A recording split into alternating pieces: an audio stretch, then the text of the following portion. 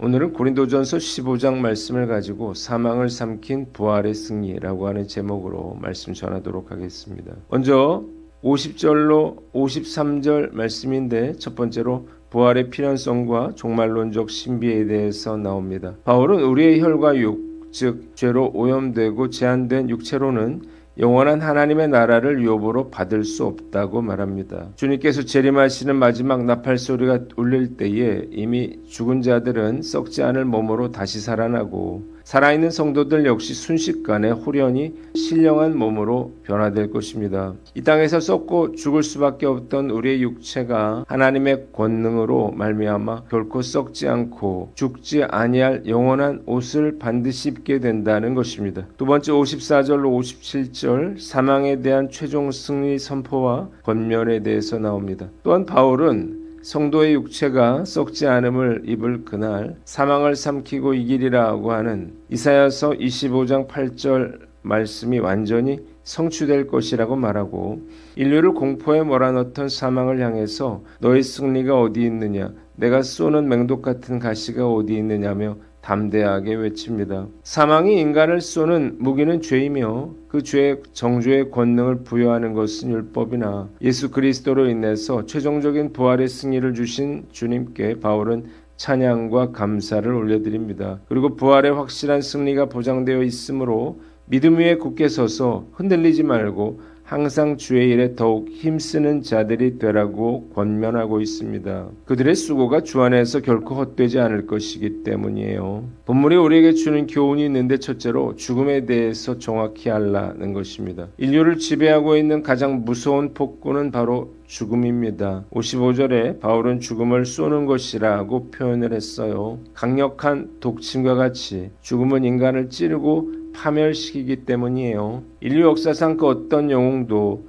권력자도 사망의 권세 앞에서 무릎을 꿇었고 사망은 모든 인간을 두려움과 절망의 무덤으로 끌고 갔습니다. 과학 문명이 아무리 발달해도 결코 죽음의 문제는 해결할 수가 없는 것입니다. 이미 이 세상에 살고 있는 우리들도 다 죽을 것이고 앞으로 이 세상에 태어날 아기들 역시 죽음은 피할 수가 없을 거예요. 죽음은 모든 사람이 겪어야만 하는 숙명이에요. 그런데 죽음에 대해서 제대로 알고 죽음을 잘 준비하는 사람은 그리 많지 않은 것 같습니다. 저는 목사로서 많은 사람들의 죽음을 접하게 되는데 가장 안타까운 것은요. 본인이 죽어가면서도 자신이 죽어가고 있다는 사실을 알지 못하는 경우예요. 죽음은 단연컨대 인생의 최고의 두려움입니다. 간혹 나는 죽음이 두렵지 않다고 말하는 사람들이 있어요. 대개는 죽음에 대해서 잘 모르는 사람들이에요. 죽음은 모든 것을 빼앗아갑니다. 아무리 행복하고 단란한 가정이라도 죽음 앞에서 한순간에 무참하게 무너져 내리는 거예요. 가끔 TV에서 사고로 자식을 잃은 부모들이 울부짖는 것을 볼 수가 있습니다. 부끄러움도 체면도 없어요. 마치 실성한 사람 같아요. 자식을 잃은 부모들은 자신의 삶이 자식이 죽기 전과 죽은 후로 나뉜다고 말합니다. 자녀의 죽음은 가정의 모든 것을 한순간에 파괴할 수 있습니다. 만일 내가 건강검진을 받았는데 말기암입니다. 당신은 3개월밖에 살지 못합니다. 라고 의사가 말한다면 어떨까요? 그 순간부터 밥도 먹지 못하고 잠도 자지 못하고 삶의 모든 것이 정지된 채 죽음에 대한 무서운 두려움에 휩쓸리게 될 것입니다. 인간의 모든 불안의 근본 뿌리는 죽음이에요. 소중한 것들을 송두리째 쓸어가는 저주스럽고 원수 같은 것이 바로 죽음인 것입니다. 사람들의 죽음에 대한 인식을 크게 두 가지로 생각해 볼 수가 있어요. 첫째로 죽음에 대한 무관심입니다. 특히 젊은 사람들은 죽음에 대한 관심이 전혀 없습니다. 아직 한창이라 생각하기 때문이에요. 문제는 나이 드신 분들 중에도 역시 죽음에 대해서 무관심한 분들이 많다는 것입니다. 이유가 무엇인가요? 몸은 늙어도 마음은 늙지 않기 때문이에요. 7, 80대면 사실 죽음이 가까운 나이임에도 불구하고 죽음은 아직도 다른 사람의 일이라고 생각합니다. 이유가 있어요. 첫째로 죽음을 터부시하는 문화 때문입니다. TV에는 웃고 즐거운 사람들만 나옵니다. 왜 그런가요? 사람들이 심각한 내용, 불편한 내용을 보려고 하지 않기 때문이에요. 그래서 죽음에 대해서 잘 인식하지 못합니다. 또 하나는 죽어가는 사람들을 자꾸 격리시키기 때문인데요. 좋은 의료시설 덕에 요즘에는 집에서 투병하는 사람들을 찾아보기가 어렵습니다. 모두 아프면 병원으로 갑니다. 그러다 위중해지면 중환자실로 가게 되고 죽으면 장례식장으로 내려갑니다. 그래서 병원에 찾아가지 않는 한 아픈 사람도 죽는 사람도 만나보기가 어려운 거예요. 예전에는 집에서 아프다가 돌아가시는 분들이 많았어요. 그래서 상을 당한 집은 집 앞에다가 상을 당했다고 하는 표시로 노란 등을 달았습니다. 그래서 오늘은 저 집에서 상을 당했구나 라고 알 수 있었어요. 그러나 지금은 집이 아니라 병원에서 사람이 죽기 때문에 지인이 아니면 오늘 누가 죽었는지 알 수가 없습니다. 코로나 바이러스는 죽음에 대해서 무관심하던 우리들에게 죽음이 매우 가까이 있다는 사실을 깨닫게 해주었습니다. 누구라도 갑자기 죽을 수 있다는 사실을 알게 된 거예요. 2020년 한 해에 코로나로 죽은 사람은 무려 280만 명이 넘습니다. 엄청나게 많은 숫자인 것 같지만 사실 그렇지가 않아요. 한 조사 결과를 보니까 하루에 약 164만 명이 죽는다 그래요. 파주 스타디움이 10,000명을 수용한다 그러면요.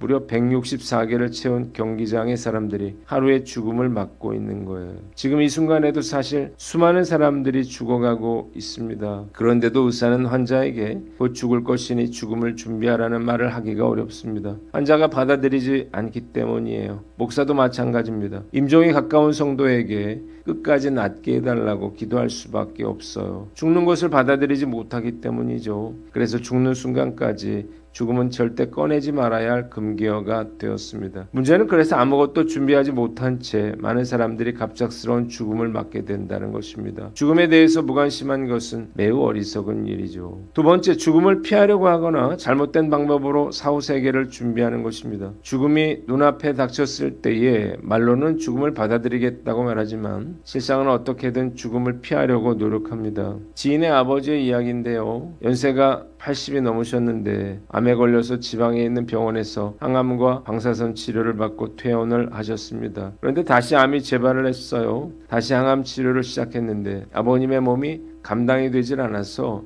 병원에서 항암 치료를 중단했습니다. 의사가 계속해서 항암 치료를 하다가는 돌아가실 수도 있으니 호스피스로 가시는 것이 좋겠다고 말했습니다. 그러자 이 아버님이 화가 났어요. 너희들이 실력이 없어 못 고치는 것이라면서 자식들에게 서울에 있는 병원으로 데려가라고 때를 썼습니다. 결국에는 항암 치료를 다시 받다가 돌아가셨습니다. 회복될 가망이 없어 보여도 치료를 포기하는 분들은 많지 않습니다. 때문에 노인들이 젊어서 모은 재산을 최후 1, 2년 동안 다 탕진해 버리는 거예요. 병이 고쳐지는 것도 아니고 고작 연명하기 위해서 모든 돈을 다 써버린다고 하는 것이 말이 되지 않는 것 같지만 많은 환자들이 끝까지 죽음을 거부하고 최상의 의료 서비스의 모든 기대를 거는 것이 현실입니다. 죽음을 받아들이는 것은 결코 쉽지 않습니다. 역사상 죽지 않으려고 끝까지 몸부림친 최고의 사람이 있었어요. 바로 중국의 진시 황제입니다. 그는 전무후무한 부귀영화와 권력을 가진 사람이었어요. 그는 고대 중국의 연조, 위, 제, 한, 초 6국을 차례로 멸망시키고 기원전 221년 중국을 최초로 통일했습니다. 그는 중국을 통일하자마자 자신을 부르는 이름부터 바꾸었어요. 대륙을 통일한 나를 어찌 망해버린 나라의 왕에 견줄 것인가 라고 생각했기 때문이에요. 그리고 스스로 자신을 황제라고 칭하고 시황제라 부르게 했습니다. 시황제는 그 누구도 이룰 수 없는 엄청난 일을 했죠. 북쪽의 흉노의 침입을 막기 위해서 무려 1500km에 이르는 만리장성을 쌓게 했고 백성들의 원성이 자자했지만 그는 최고의 궁궐인 아방궁을 짓게 했습니다. 부귀영화를 누리던 진시황은 어느 날 동쪽의 깊은 골짜기에 늙지도 않고 죽지도 않게 하는 약이 있다는 소문을 듣습니다. 바로 불로초죠. 시황제는 사람들을 보내서 그 약을 구해오게 하는데 약을 구하러 떠난 사람들은 아무도 돌아오지 않았습니다. 애초부터 그런 약은 존재하지 않았기 때문이죠. 빈손으로 돌아가면 죽임을 당할까 두려웠던 사람들은 모두 도망을 쳤습니다. 죽음을 피할 수 없다는 사실을 깨달은 시황제는 사후세계를 준비합니다. 죽어서도 부귀영화를 누릴 수 있도록 자신의 무덤을 미리 만들게 한 거죠. 이것이 바로 진시황릉입니다. 사마천의 사기에 따르면 진시황릉은 진시황이 340만 명의 인부를 동원해서 기원전 246년에 건축하기 시작했다고 기록되어 있습니다. 진시황릉은 지상의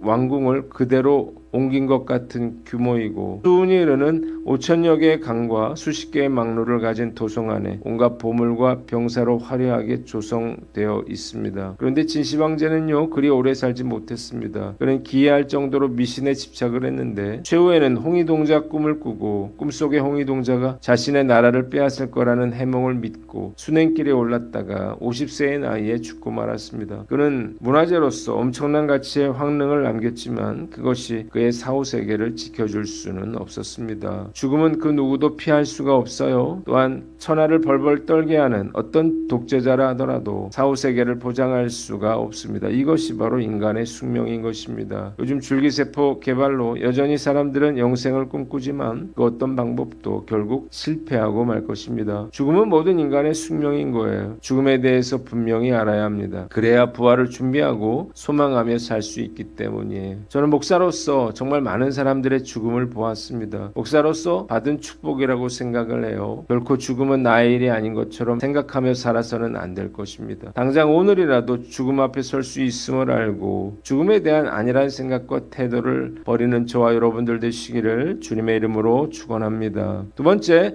부활에 대한 확신과 소망을 가지라 하는 거예요. 그러나 바울은 인류를 지배하던 가장 무서운 폭군인 사망을 향해서 사망아 너의 승리가 어디 있느냐, 사망아 내가 쏘는 것이 어디 있느냐라고 묻습니다. 그리고 57절에 우리 주 예수 그리스도로 말미암아 우리에게 승리를 주시는 하나님께 감사하노니 라고 말합니다. 예수 그리스도께서 십자가에 못 박히심으로 죄의 문제를 도말하셨고 율법의 모든 요구를 완벽하게 완성하셨기 때문이에요. 예수님은 무덤의 문을 깨뜨리고 3일 만에 부활하심으로 사망의 권세를 영원히 밟으셨습니다. 이제 사망은 성도에게 심판이나 파멸이 아니에요. 영원한 생명으로 들어가는 문이요 옷을 갈아입는 과정일 뿐입니다. 예수님의 부활 사건으로 인해서 마침내 죽음의 저주가 풀렸습니다. 그리스도인에게 찾아오는 죽음이란 슬픔과 고통과 괴로움이 가득한 세상에서 눈물이 없고 아픔과 질병, 가난과 죽음, 죄가 없는 평화의 세계, 복된 세계로 단지 옮겨가는 것에 불과합니다. 인간에게 있어서 최고의 두려움이 죽음이라면 영원히 죽지 않고 천국에서 영생한다는 말이야말로 인생 최대의 기쁜 소식일 것입니다. 사형 선고를 받고 죽음을 기다리는 사람에게 이제 살 수 있게 되었다라고 하는 말보다 더 가슴이 터질 만큼 미쳐버릴 만큼 기쁨을 주는 소식이 어디 있을까요? 한국교회가 능력을 잃어가고 소망을 잃어가는 이유가 무엇인가요? 부활신앙이 약화되고 있기 때문입니다. 크리스천들도 세상 사람들과 똑같이 죽음에 대해서 무관심하고 터부시하고 두려워하면서 그저 이 세상에서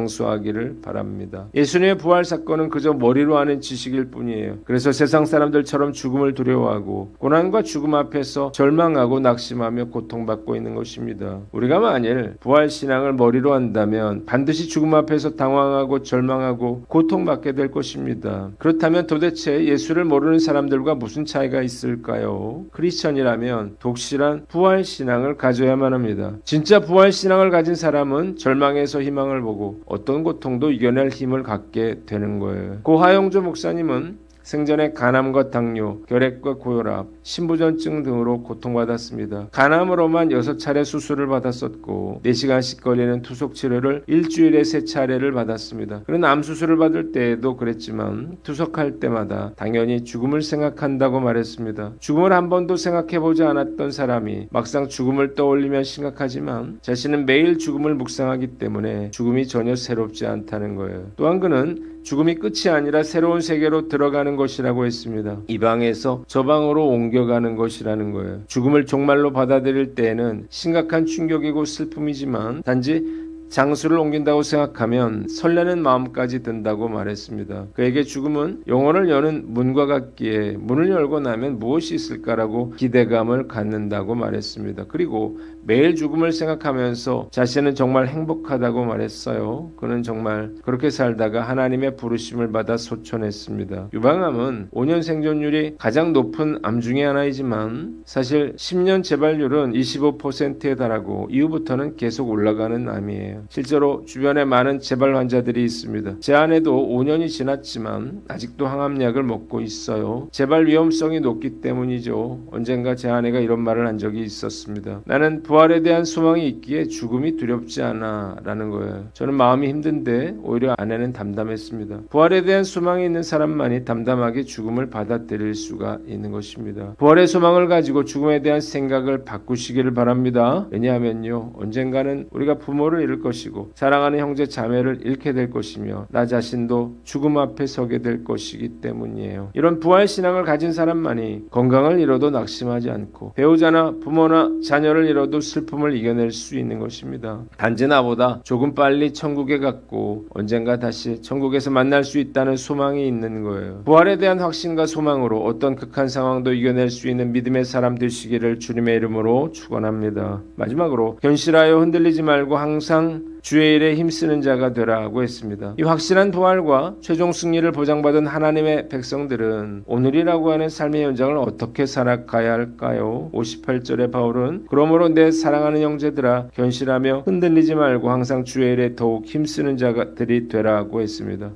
이는 너희 수고가 주 안에 헛되지 않은 줄을 알미라는 거예요. 첫째로 견실하며 흔들리지 말아야 합니다. 세상의 환경이 변하고 육신이 쇠약해지고 악한 세력이나 거짓 가르침이 우리를 흔들지라도 요동치 말아야 할 것입니다. 우리의 종말은 허무한 무덤이 아니라 찬란한 부활이에요. 하나님의 신실한 약속을 붙잡고 믿음의 자리를 굳건히 지켜야 할 것입니다. 둘째로 항상 주의 일에 더욱 힘쓰는 자들이 되어야 합니다. 부활을 믿는 자는 이 땅의 삶을 방종하거나 대충 살지 않습니다. 오히려 영원한 가치를 알기에 내게 주신 물질과 건강, 시간과 은사를 가지고 몸된 교회와 이웃을 섬기며 영혼을 살리는 하나님의 일에 삶을 전력 투구하는 것입니다. 셋째로 주 안에서의 수고가 결코 헛되지 않음을 믿으라는 것입니다. 세상의 수고는 시간이 지나면 사라지고 허물을 남기지만요, 하나님의 나라를 위해서 눈물 흘리고 이름도 없이 빚도 없이 충성한 모든 헌신은 하나님의 생명책에 그대로 기록됩니다. 썩지 않을 영원한 나라의 상급으로 보상받을 것이기에 주 안에서의 모든 눈물과 수고는 단 하나도 헛되지 않을 것입니다. 기독교는 무덤에 머무는 종교가 아니라 무덤을 열고 나온 부활의 종교예요. 우리의 시민권은 이 땅에 속한 것이 아니오 하늘에 속한 것입니다. 이 부활의 산 소망을 마음에 품고 날마다 흔들림 없이 주님의 일에 더욱 힘쓰므로 하나님의 살아계심과 부활의 소망을 증거하며 살아가는 저와 여러분들 되시기를 주님의 이름으로 축원합니다. 기도하겠습니다. 하나님 아버지, 죽음에 대해서 정확히 알고 부활에 대한 확신과 소망을 가지며 견실하여 흔들리지 말고 항상 주의 일에 힘쓰는 자가 되게 하여 주시옵소서.